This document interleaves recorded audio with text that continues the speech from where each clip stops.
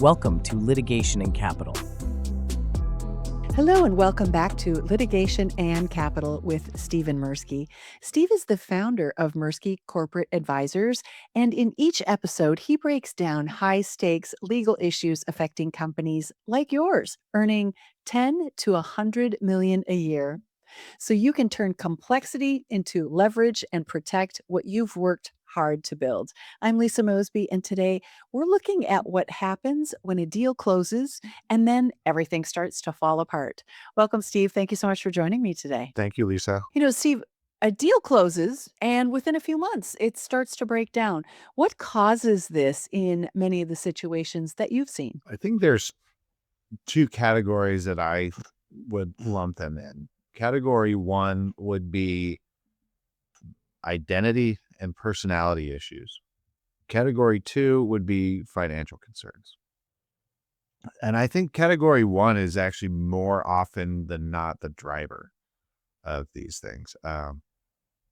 And so what do I mean by personality concerns? When you're selling a business or entering into that type of transaction, the seller oftentimes has built his or her identity around the business and has identified as CEO and owner of this thing. And when you sell it, you're no longer that. You may not even be in control. And you have to give up,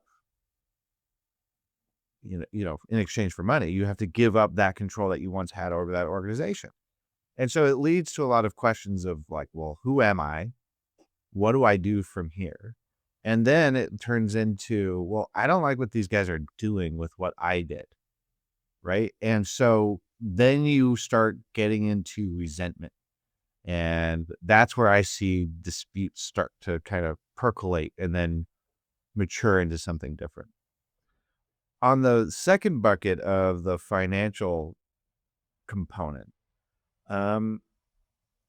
there I see it comes up as, did we move too fast to close the deal, right?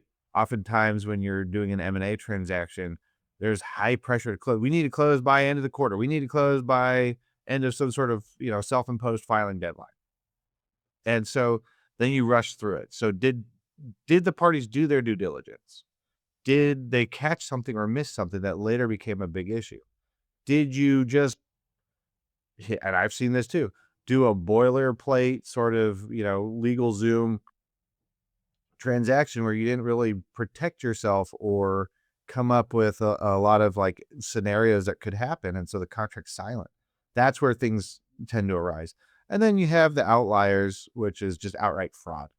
And you see, they later discover there was fraud in the books and fraud in this. But, if you're doing your due diligence during closing or before closing, you should be able to catch fraud pretty early on in the process. I totally agree with your first statement, and that is that we get attached to it. I've heard so many entrepreneurs say, it's my baby, and if we were really talking about children, how attached would we be? So it's like giving up your baby, oftentimes, something that you grew from the garage startup or, the backyard startup, whatever it might be. So I see how you put that one first.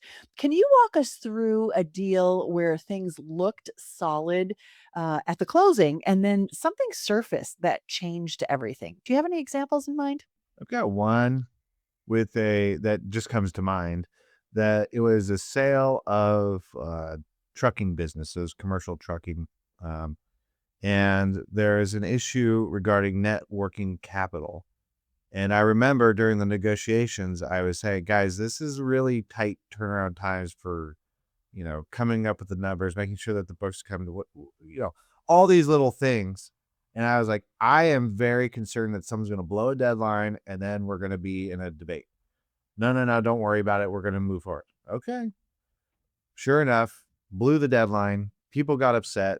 Huge dispute over the net working capital adjustment.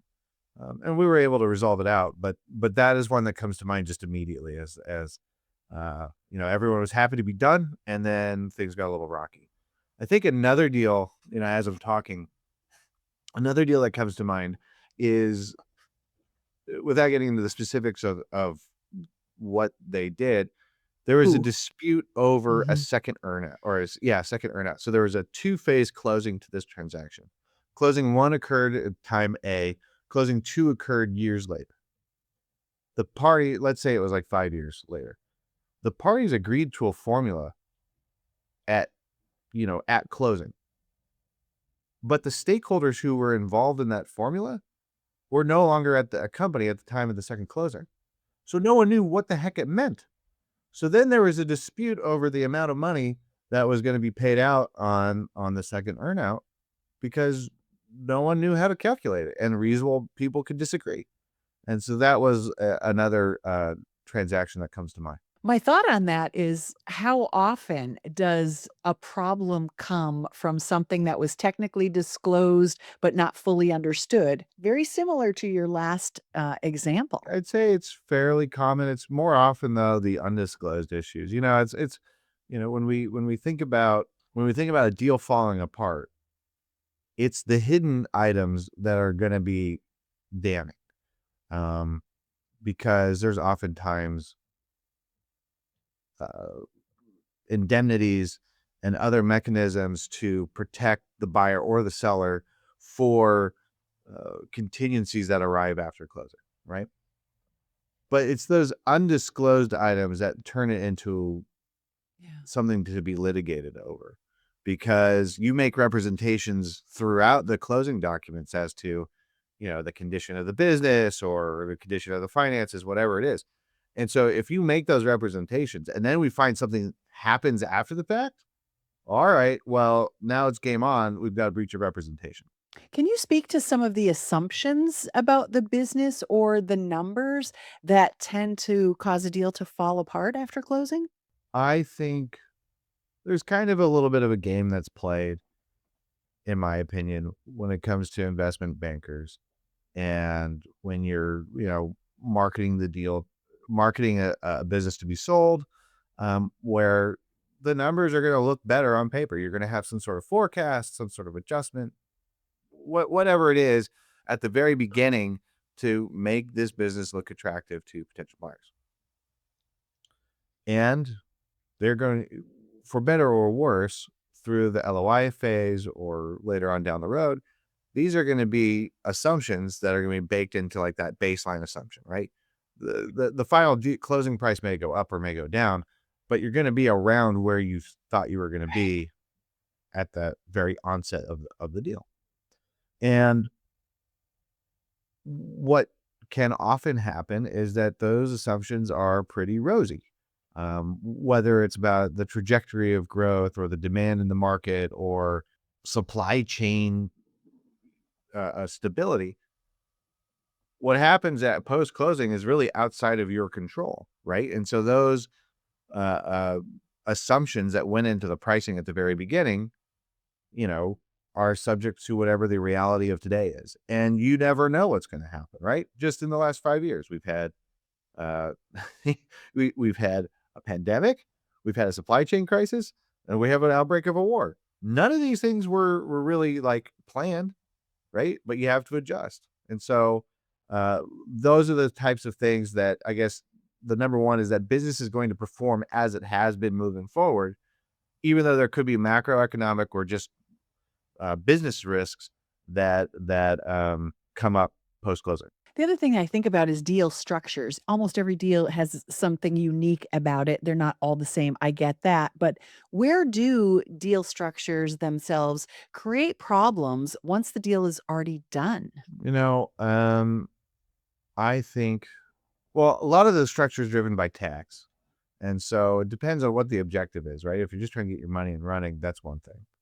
Now, the question then turns into how are you getting your money from the seller's perspective? What is the buyer actually doing?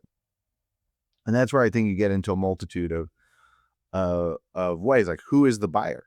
Is it a private equity firm? Is it, someone inside of your company that's moving that, you want to pass the torch to? How, what is that relationship and where you go? And this is important because there's different flavors of selling your business. And I find that you want to make your money up front. right? I can only be certain about today. A dollar today is more valuable than a dollar tomorrow. So not everyone's going to give you a big cash payout up front. And a lot of companies are going to have a holdover subject to certain conditions being met. That is where I see a lot of deal structural issues in the deal that create problems, because if you have some sort of holdover and the metrics aren't met or the conditions aren't met to get your payout, more resentment comes, more challenges accrue. And then the bigger issue is, let's say you do have that holdover, but you've given up control of the business and the buyer is now prohibiting you from getting to those targets. Now we've got a fight, right? So it turns on money.